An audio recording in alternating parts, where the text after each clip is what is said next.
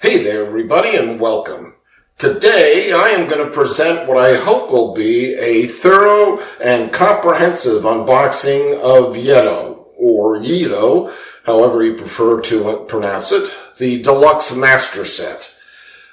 I literally just received my copy here in the United States, and this is about as hot off the press, I guess, as you can get. The vast majority of my videos on my YouTube channel are of board games that I program, and they are, for the most part, computer-based demonstration videos, tutorials, playthroughs, and the like. I rarely do this, what I guess you would call live videos, and admittedly, my limited video and lighting setup here, they do not lend themselves well to such videos. But there's only been one admittedly rushed unboxing of this game so far, so I really wanted to put together a video especially aimed at those of you who have not yet received your copy, or those of you who did not kickstart this Deluxe Master Set and who are eager to see how it all turned out in glorious detail. Clearly, I am very eager to see it as well. But I'm hoping that what I have here is an example of a perfect copy of the game, although there are some dents here and there's some crushing here on the outside of the box, so hopefully the box sustained that and the inside copy is okay. We'll find out in a moment. Let me get a box cutter and see what we got.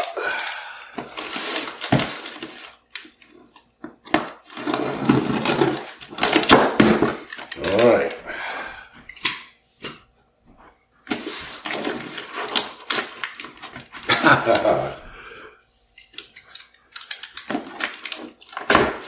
Okay. By the way, I ordered the Shogun pledge, the full pledge that included the sleeves and the coins, the metal coin set. So there should be extra boxes in here for those that we'll find out in a second. I also was an early birder, so I should have gotten the wooden annexes. Aha! Okay, so the Yedo annex set, which we'll look at in a little bit. The sleeves and the coin set. All right, we'll come back to that. There it is. So the peanuts look like they have protected the contents. Somebody said these were biodegradable peanuts.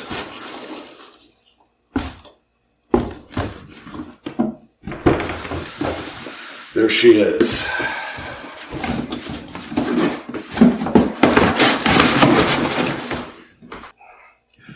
All right, beautiful box.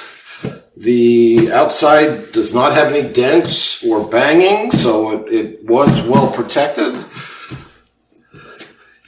And here's the bottom. There do appear to be like smudging, ink smudging here. I can't tell if that's part of the plastic. No, it's not part of the plastic. But somebody suggested it might actually be part of the design. I don't honestly know. But it's the bottom of the box. I can live with it.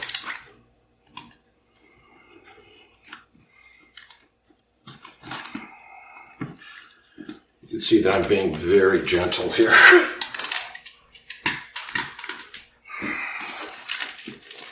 So anyway, let me get the shrink wrap off. Let me see what's what.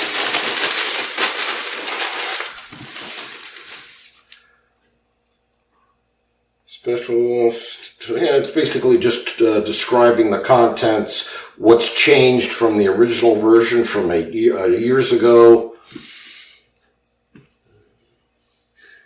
You know, it's very consistent black ink, like a striation pattern just across this section. And I think somebody said that maybe it's on the back of the rulebook as well, so it's possible that it's just a design. I'm not sure yet, but Again, like I said, it's fine. All right. Been waiting a long time for this beauty. Set that aside. Okay, the rule book.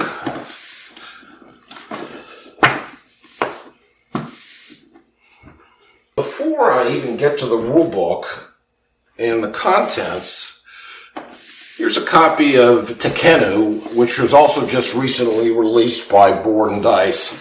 So this gives you an idea. It's basically, this box is twice the height of Tekkenu and roughly the same width and length. It's a square box, but essentially 2 Tekkenus high. So it gives you a sense of the size of the box, and it is filled pretty much to the rim. So the rule book.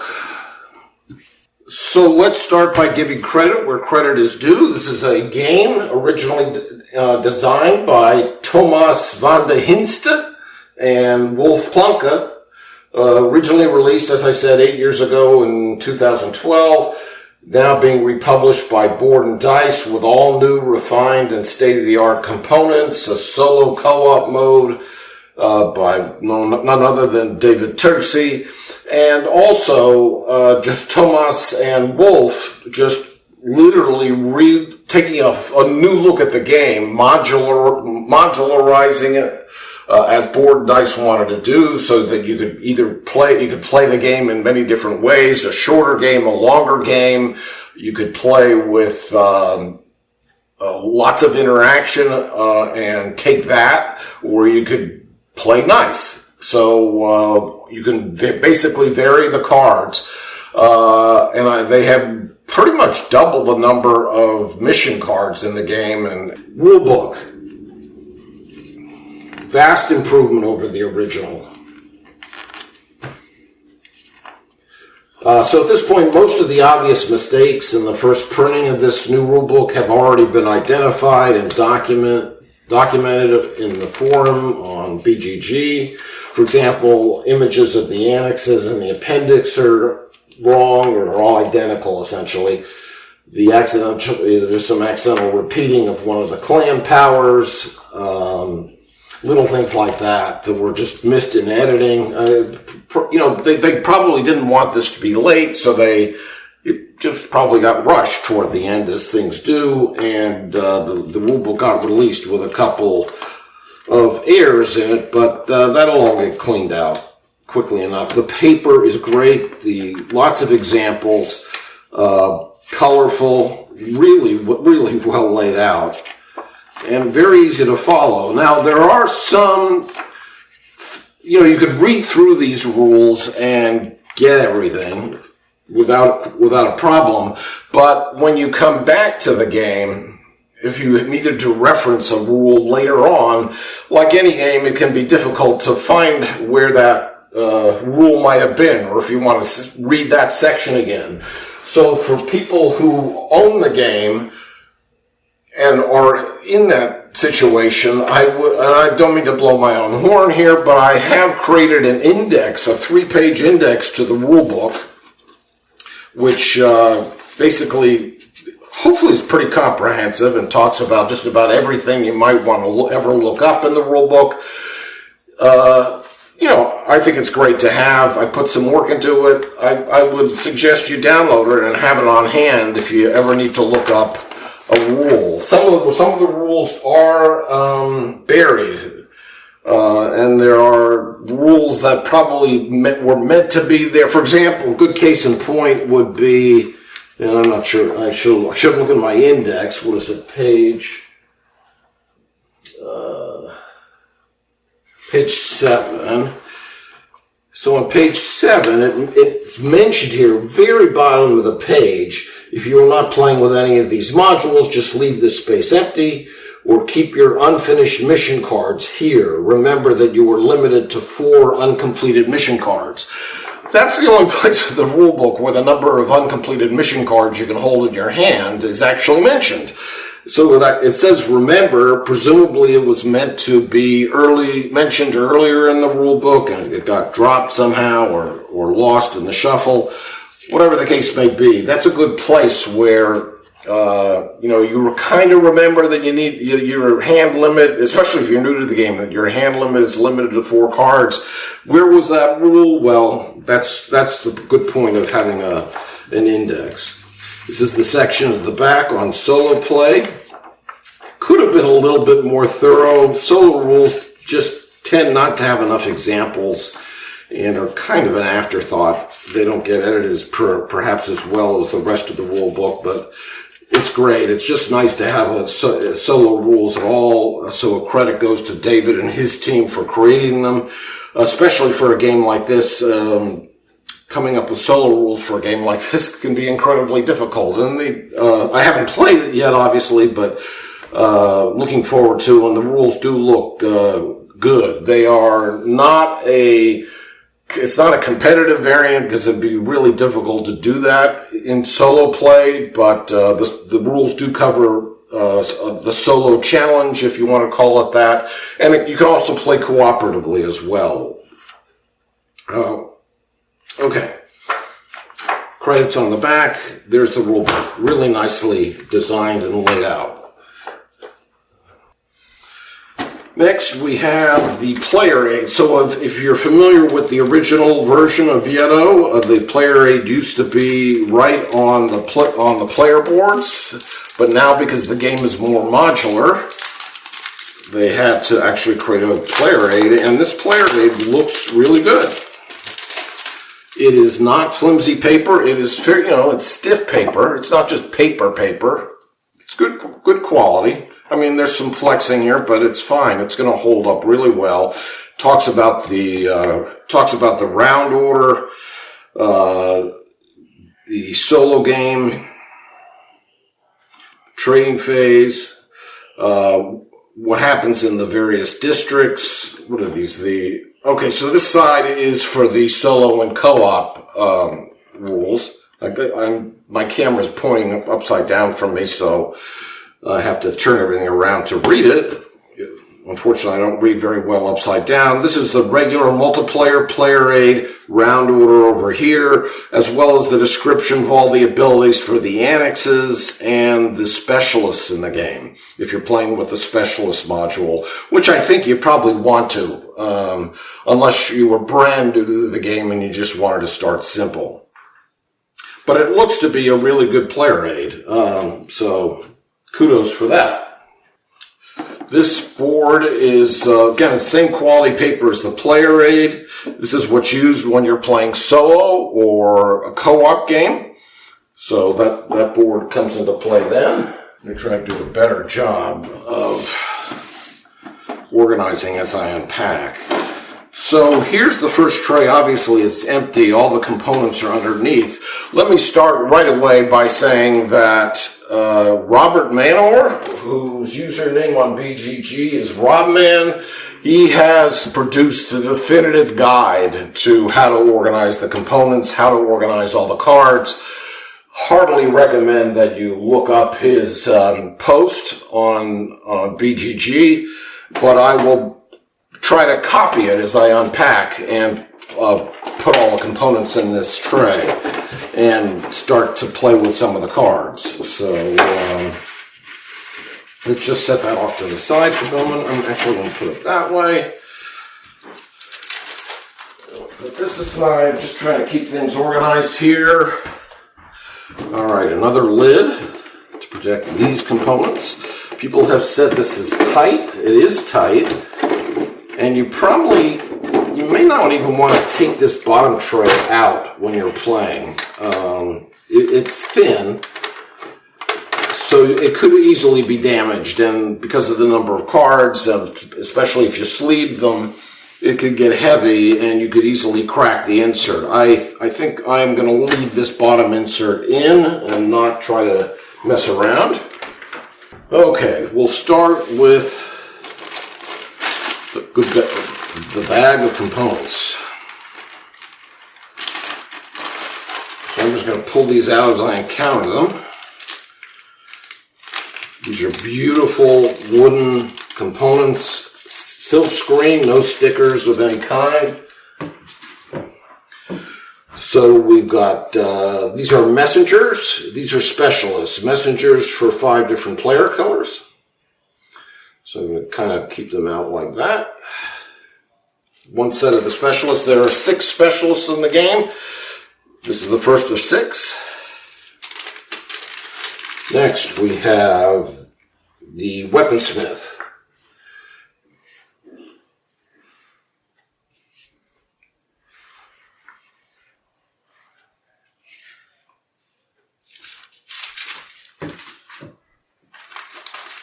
Next up is the monk.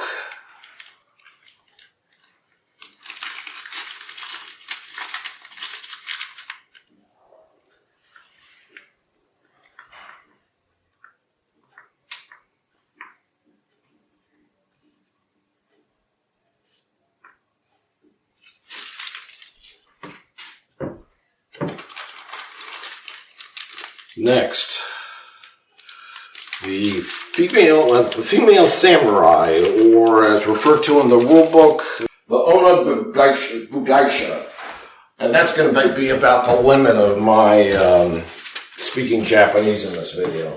Oh, you know what? By the way, I mentioned Tomas and Wolf, the designers of the game. I didn't mention the artists, primarily because I would destroy their names, unfortunately, because I would just pronounce them so poorly. But they are Jakub, Franz, and Zbigniew. And I'm not even going to attempt their last names, but I think, I'm not sure who, I think maybe Jakub was the original artist, I'm not sure. I never owned the original game, but I always wanted to own it, and then when I heard that they were kickstarting this deluxe set, obviously I got into it. I think Jakub might have been the original artist. I may be wrong about that. Maybe all 3 of them were the original artists, and they all came back, I'm not sure. But all new art, borderless cards on all on the missions and whatnot. Okay, here we got the male samurai and other stuff. So what do we have here? This is the messenger. Wait a minute. This was the messenger. Oh, these are just the regular disciples. Okay.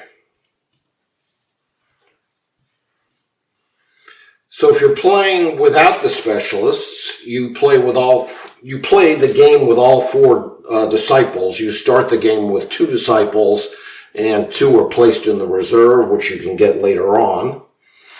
But if you're playing with a specialist, you only start the game with 2 disciples, and you remove the other 2 from the game because you're playing with specialists. So they supplement your disciples as opposed to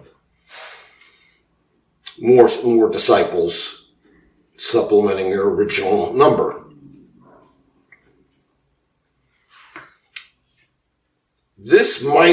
So this is white. This might be the Ronin character, who is a special disciple in the game. Looks like everything is here, however. We got 4 of each, and the extra Ronin character. So far, nothing's missing. Thankful about that. Okay. We got 2 more sets of specialists. Oh, here's the male samurai.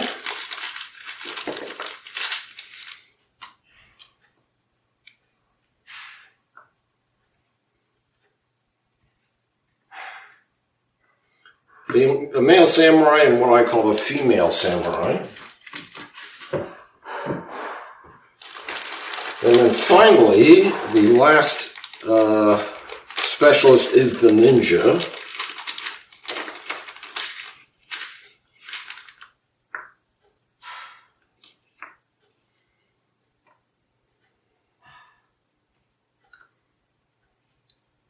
So I've got a full set of wooden components, or at least wooden characters and disciples. Now we get to the tokens for basic gameplay.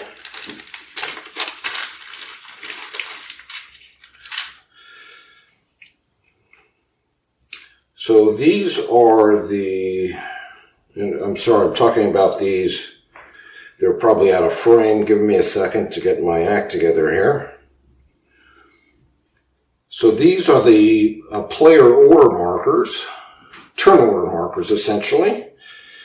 Okay, so I got one of each color. Then we've got the bidding markers.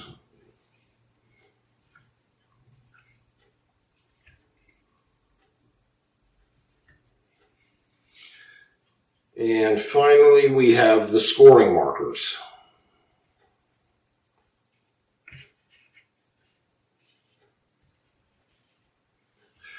Colorblind. So there you go. Complete set of characters. The intent is that these basically just drop into these individual trays.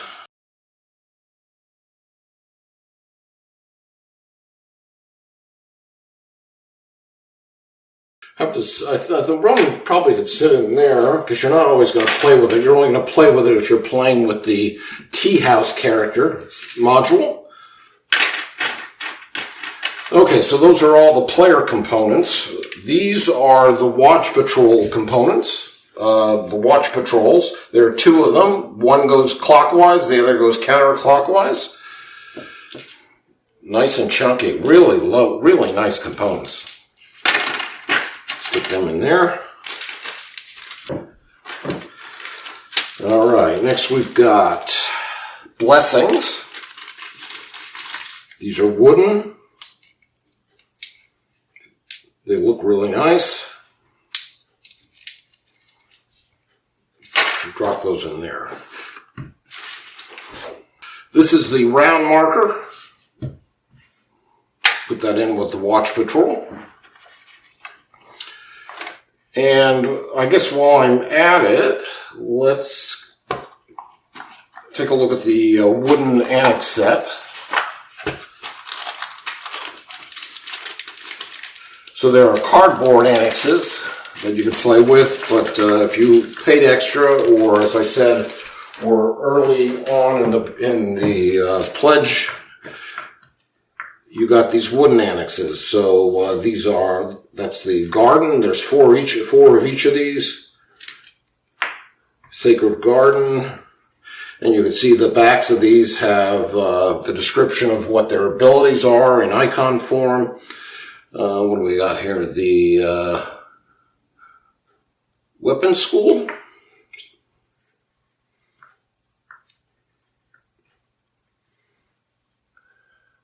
Just want to make sure I'm not messing this up. This could be the weapon school. This may be the dojo. Yeah, I think that's correct, because these guys are actually holding what look like weapons. So those are the weapons. You don't play with all these annexes. You play with a certain number of them based on player count.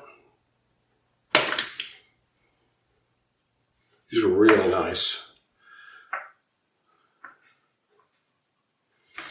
Okay, we've got the, well, let's get the dojo. So here's the dojo.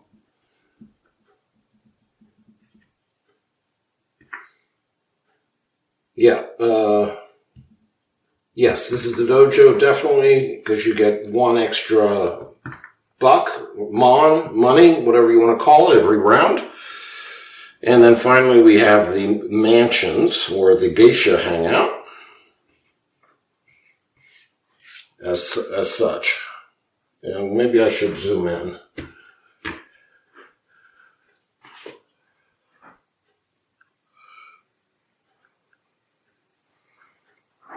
Really lovely, and we'll bring this over as well, just so you can kind of get a close-up of all these glorious components.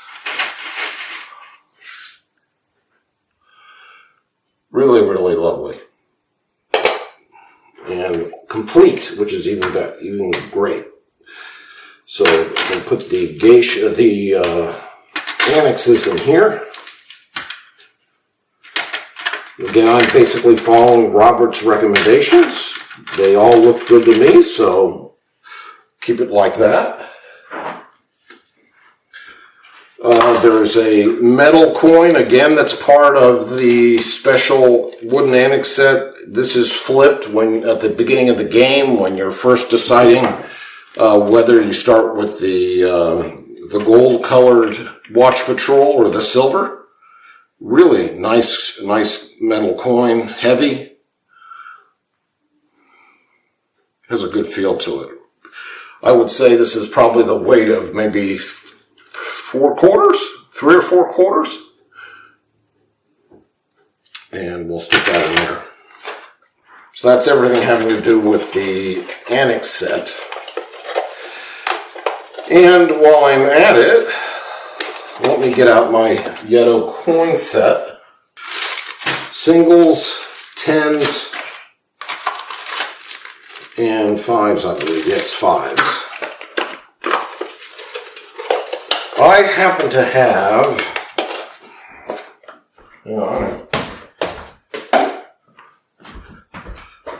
some bags here that I'm going to use to store these in. This plastic is a little bit, I mean, I wouldn't call it flimsy. It's what you would expect in this kind of a tray. This one has to be removed, obviously, and these coins are darn heavy. All these coins weigh a good pound or two. I don't have any sense of measure, but these are heavy-duty coins. So if you tried to lift this tray with all the coins just spewed out in there, you could easily just break or crack the tray. So I'm going to take these coins. First of all, I want to give you a sense of these. Really, really great. Nothing like metal coins in a game. I'm going to stick these in bags. This way, when playing the game, I can simply remove the bags before I remove the tray. Of course, if you want, you could just keep the coins in the, if you have the metal coins, you could keep the metal coins in the plastic bags that they came in. But I have a huge collection of these kinds of bags, so I might as well take advantage of that.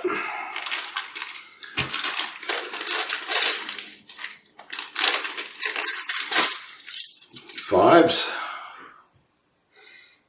Of course, if you just are playing with the cardboard coins, you could just throw them in there or use bags if you want to just keep them organized. And then finally the 10s. Hopefully this will still fit. I'm assuming I can get it to fit.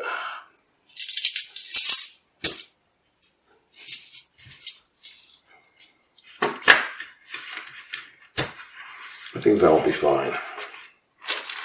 Oh, so I guess I have to remove this tray to get to the board. Yes, that's where all the cardboard and the board is. So I'm going to take all that out. Get to that.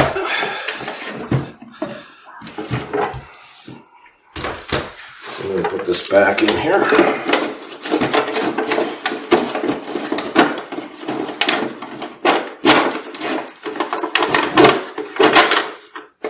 So these bags are to hold the weapons and to hold the specialist tokens if you're playing with the specialist module. Just keep those off to the side. Let me zoom out.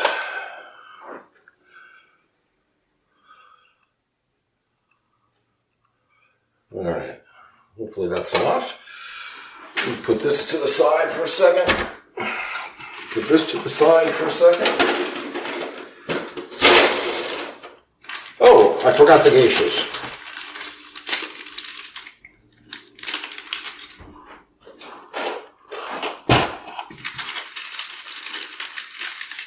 Wooden geishas, really lovely, with values 1, 2, and 3 on them. I think the original design, you were going to score 2 points per whenever you got a geisha, but now you're going to score 1, 2, or 3 points, and it's going to depend upon whether you buy a geisha or bid for one during the bidding phase. We're going to put them in here. So let me set this to the side for a moment. We've got the board. 6-panel, double-sided board. This is the enhanced original copy of the board. really stunning.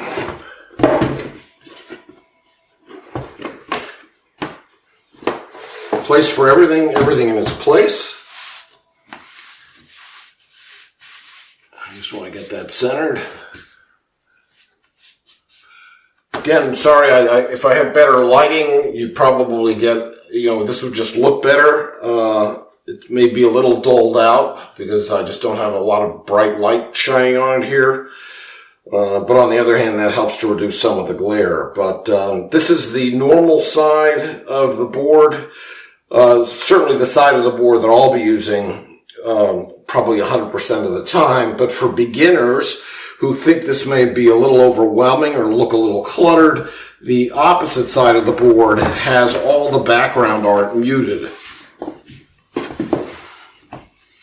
So that's the other side of the board. So like I said, if you're new to the game, you may just want to start with this side until you kind of realize where all the important stuff is going. But the art here is gorgeous. This is really gorgeous. And I love the look of it. It pretty much, they did a great job of keeping the general impression of the original board, but then enhancing it for all of the new stuff that's been added to the game since the original. I'm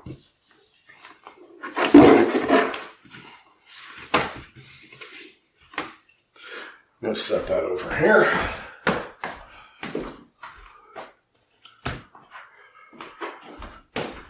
And then we have punch boards. So let me get this out again for a moment, in case I want to get referred to it. All right.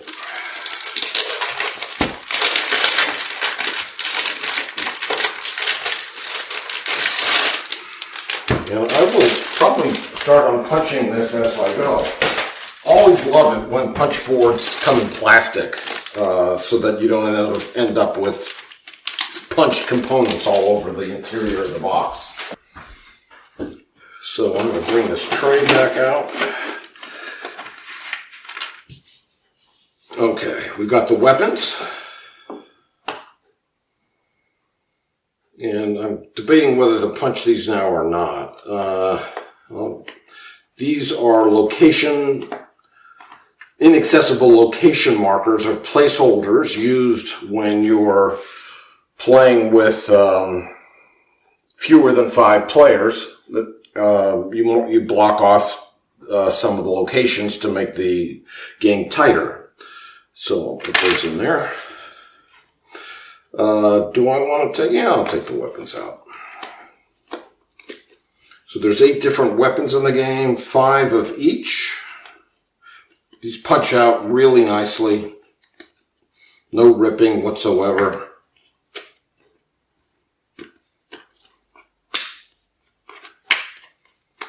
This is a blowgun, poison, the katana, a sword, smoke bombs, or as some people might call them, eggs.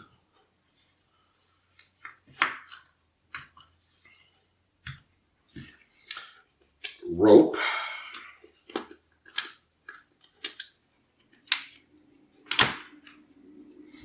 This is my first unboxing ever, I think, so hopefully I'm doing this game justice. Alright, that's one down. The remaining weapons. So these are fighting claws, then we have the bows, and finally the shuriken, or throwing stars. And all these can go in the weapons bag.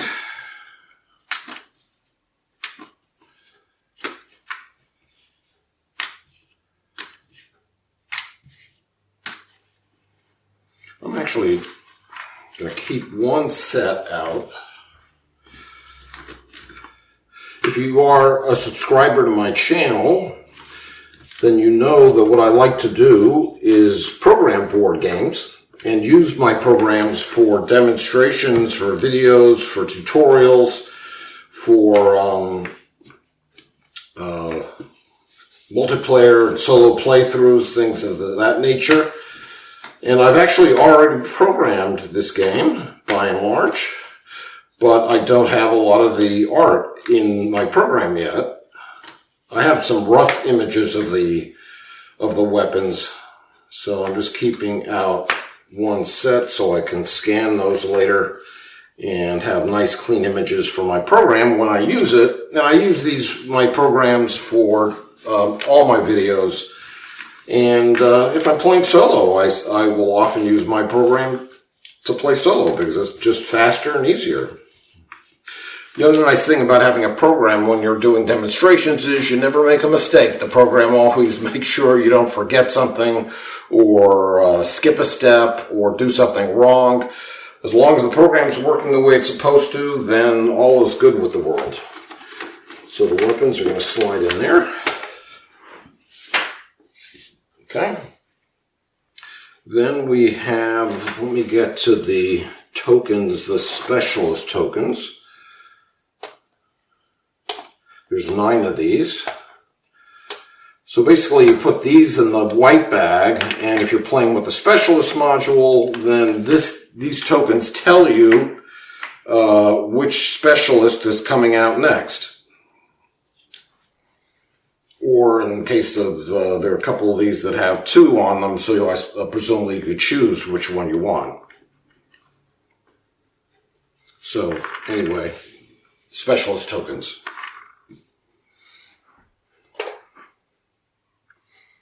Probably should be something a little tighter.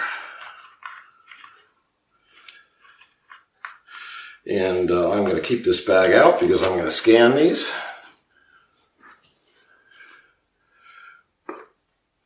I'll keep my weapons over here.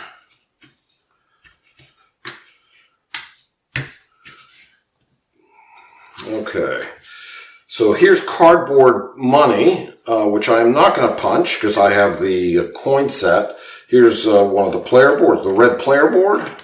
So these are not double layered, they are punch out, but that's perfectly fine with me. Like I said, these are organized, so there's a place literally for everything.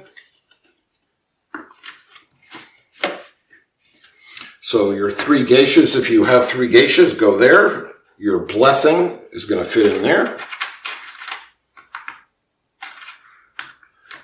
Perfect fit.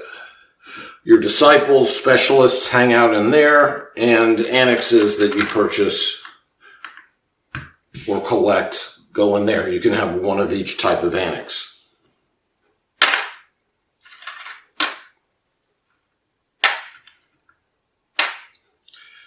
Okay, so I've got I'm going to have a heck of a lot of cardboard. I'm just going to collect it over here. Okay.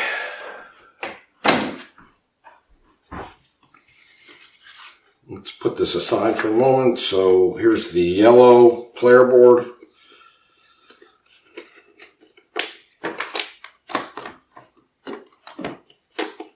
You can see that everything punches out really cleanly. I mean, you couldn't ask for better than that. Place for your bonus cards, your end game scoring cards, your action cards. Places to keep your clan power if you're playing with the clan power module, to keep your completed missions and your hand of uncompleted missions. So that's more coins.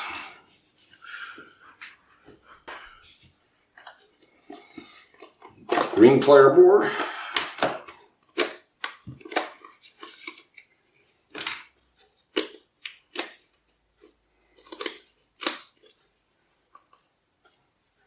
Sorry if some of this is off camera. Kind of straining my back a little bit, bending over to make sure everything is in frame.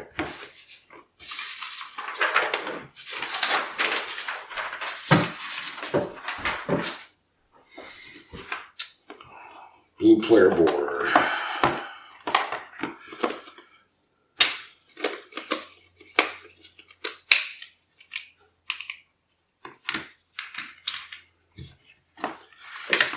a black player board. So as you can see, here are all the cardboard annexes if you didn't get the Deluxe Annex Set. A lot of people are saying that, hey, I didn't order the Deluxe Annex Set, can I get it now? Don't know the answer to that question, but I wouldn't be surprised if they did manufacture extras, they'll be for sale eventually on the Board and Dice website. But I am glad I was an early birder. I was actually, you know, at the time I was getting this, before I even heard that the deluxe set was coming out, I was trying to get my hands on a copy of Yedo, and I was looking at secondhand copies, trying to find the right one at the right price. And then I heard about the deluxe set, and I thought it was a little pricey, and I almost didn't do it. I didn't go for it, but I placed a bid early just so I could hold on to it for the early bird set if I was going to get it. And then I finally said, yeah, let's just go for it. And I'm so glad I did. I mean, you can see these components are absolutely glorious. This is the Harbor Master, used when you're playing with the Harbor Master character. That comes into play if you're playing with the Tea House module. This is the District Inaccessible token. If you're playing with event cards that block out districts. This is the Burnt Church, which I think comes into play if you're playing with a certain event. Sakoku? This is, I have to look in the rule book. I don't remember what that token is. Harbor Master. And who's that dude? And I'm just going to look up, see what this is. I should know. I know these rules pretty much backwards and forwards, but, the no patrol. Oh, this is the no patrol marker. This is placed, you could play this game in 6 rounds, 8 rounds, or 11 rounds. You don't use the watch patrol if you're familiar with the rules in the last round, so you put this on the last round on the game board to note that you're at the last round, and also that you remove the watch patrol. So he goes in there, and then who's that guy? Oh, this is the watch patrol coin. If you don't have the metal one, you get a cardboard one. So I'll throw it in there.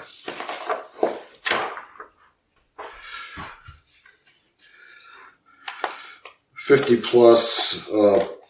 It's unlikely, you'd have to be darn good at this game to score more than 50 points. But they give you 50+ tokens. And I'll stick them in here. These are probably not going to get used that much. This is used if you are not playing with the specialists. You cover up a part of the board with this token here. I'm always going to play with the specialist, so I'm going to throw that on the bottom here.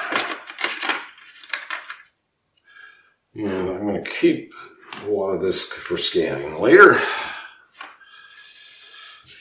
Okay. This is just a token that they threw in because they had space on the cardboard. It is, as far as I know, it is not used in the game. It says, what does it say? Good move on that side. And it says, token of appreciation. So this is a little token you get just because you bought the Deluxe Master Set. It's going to go in there. This is... Who's that guy? I honestly don't know what this is. It's not mentioned in the rule book. It says +1 coin, +1 mon. I honestly don't know. I'm at a loss, so maybe somebody could fill me in on that. Or eventually I'll figure it out. Throw it in there. They give you this... Again, this is extra.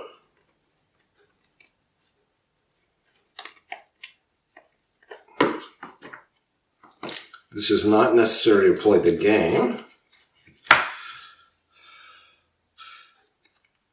but they give you this, a little church, which I guess you could play on the board, place on the board where the church is in the harbor. Cute. And then the rest of these are just money. Okay, so finally the cards.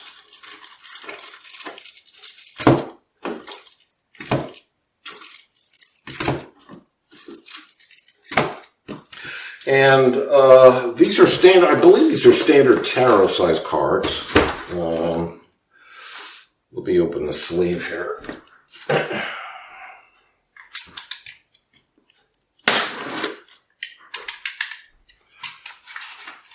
But for those of you who have not ordered the sleeves, the exact dimensions of these cards, basically 7, maybe 7.1 centimeters wide, but let's see what the sleeves say.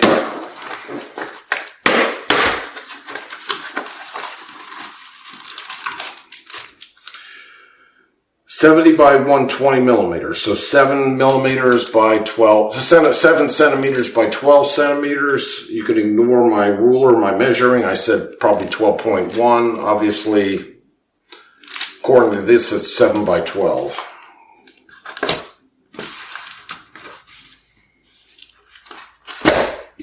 Okay. So these look, how are these organized? Or is this just a broad mix? Hard to say. Let's open one of these packs and start looking at these. So I'm not going to display all of these cards, but I'll show you a sampling of them. Kidnap the son of Cato, captain of the watch patrol. And let me zoom in.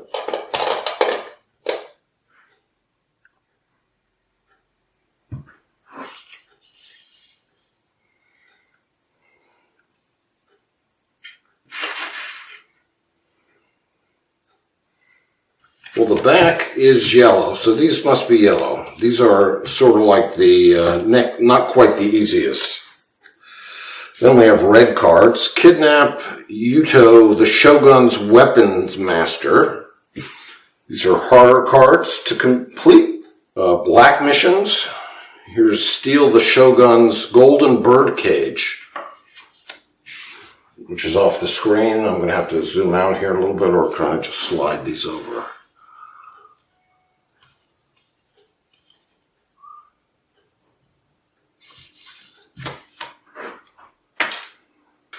More yellow cards.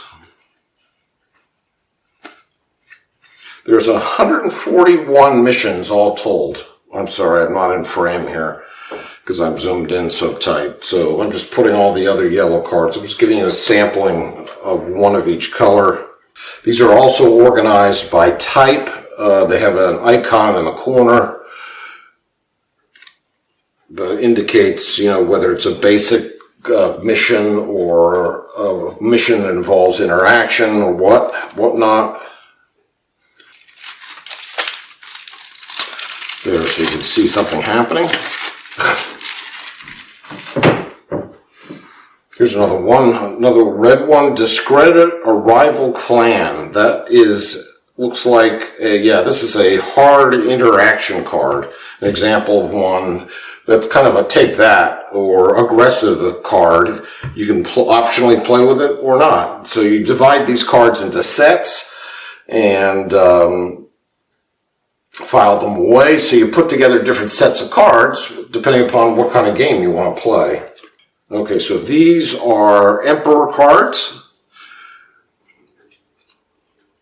Here, I'll just put one down. Let me zoom out a little bit.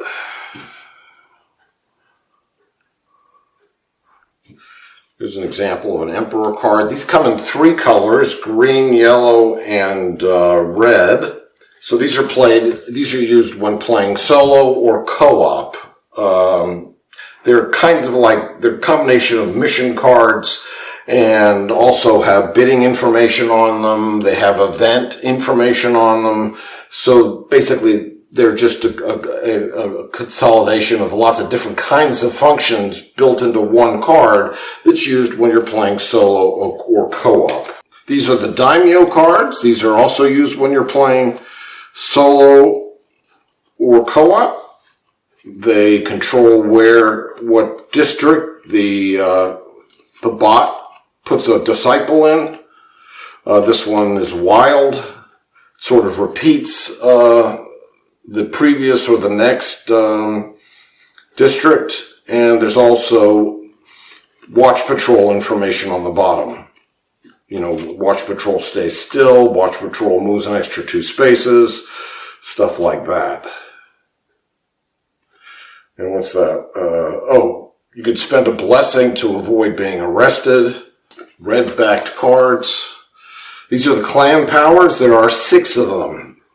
Like I said, there's a typo in the rule book that repeats the seaworthy card, but there's only one seaworthy card, and there are 6 clan powers total. So when you're playing the game, if you're playing with the clan powers, but these are chosen in reverse player order. So starting with the last player in turn order, you draw 2, choose 1 to keep, pass the other over. Then the next player draws another, chooses 1 between those 2. So if you're playing a 5-player game, everybody's going to have 1 clan power, and there's going to be 1 that nobody wanted that's left over. 6 clan powers in the game. Only used if you're playing with the clan powers. These are more black mission cards. A couple more red mission cards. And still lots more to come. You know, I'm trying to keep this comprehensive, so I'm covering as much as I possibly can without making this video too long and boring.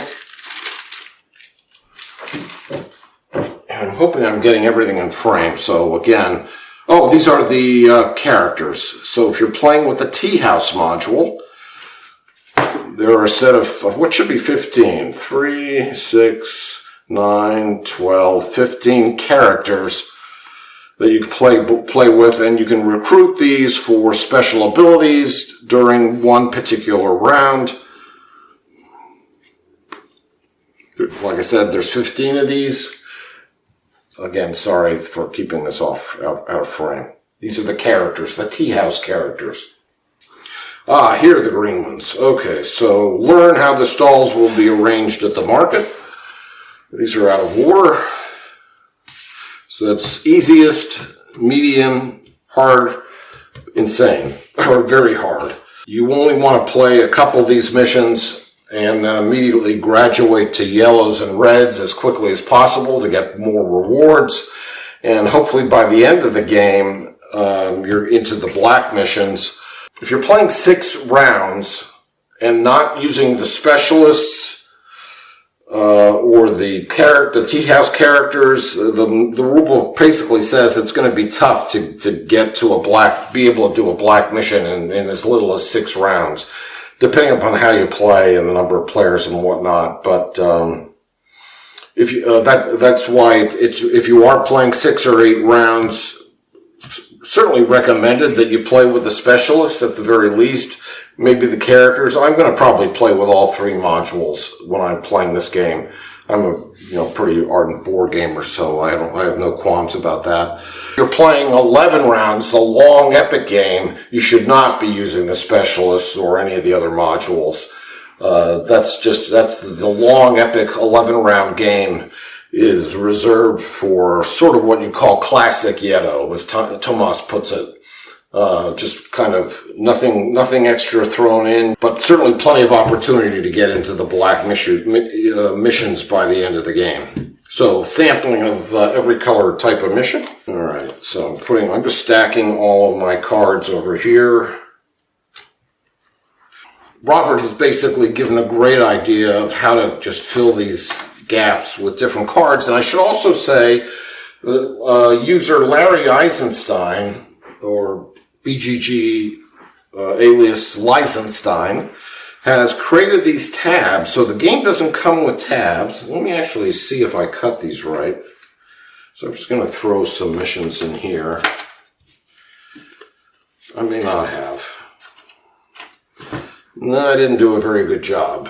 So, because these need to stick out a little more than they do. So I've got to redo these. But it's nice to have these 10 pages worth of tabs, but you just got to cut them out right to the right size. All the cards are numbered, so you can go through all the numbering and ensure that you're not missing anything. I'll be doing that later on. Okay, so just to summarize, I got a deck of greens, a deck of yellows, a deck of reds, and a deck of blacks. And I'll tell you, just to be curious, I'll speed this part of the video up, but I'm going to count these.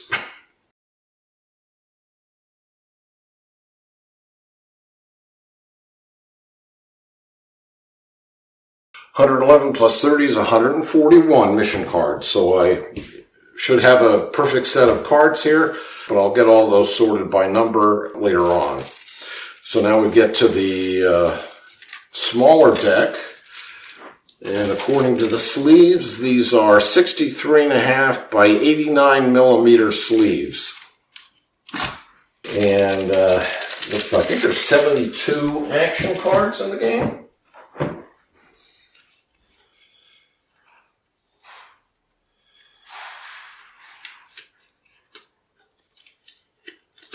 All right, so these are the favor of the Shogun cards. These are used also at the beginning of the game. Each player chooses one, again in reverse turn order. You get a little benefits. You get 7 coins, 3 coins in your choice of 1 of 3 weapons, 1 of 3 action cards, a blessing, 1 of 3 bonus cards. And then once you get your bonus, you flip that over, and this becomes a blackmail card that you can use once during the game to prevent one of your disciples from being arrested by the watch patrol. So these are played in these are used in every game. And again, Roberts tells you how to organize all these cards. I'm just going to keep all those over there. If these are all the action cards, then there should be 72 here. 50, 1, 2. So we've got 52 so far, but there's more decks here. So what did I say? I said 52, 1, 2, 3, 4, 5, 6, 7, 8, 9, 10, 11, 12, 13, 14, 15, 16, 17, 18, 19, 20, 72 action cards. Then we get to bonus cards, I believe 31 of these. 31. Like I said, bonus cards are end-game scoring cards. So there's an example of one. I've already got the design upside down. What does this say? 3 prestige points if you've completed no assassination missions. If you didn't kill anybody during the game. So all sorts of bonuses like those. I wish I could read Japanese. And an example of a action card where we have Salvation by Devotion. In any phase of the game, you may take your blessing token for free. So there are some repeats. These are all unique as far as I know. There are some repeats of these.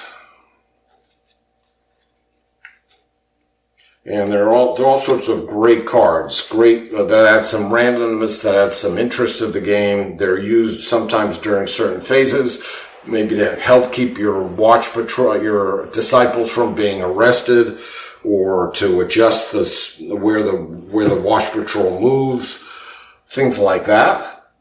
And then these are event cards. 61 event cards. So, for example, Traveling Weaponsmith. In player order, each player may buy a weapon from the market for 6 mon. Whenever a weapon from the market is purchased, replenish the market immediately. So these are event cards. You can play without them if you're new to the game and don't want to play with events, but they add some spice, some randomness to the game.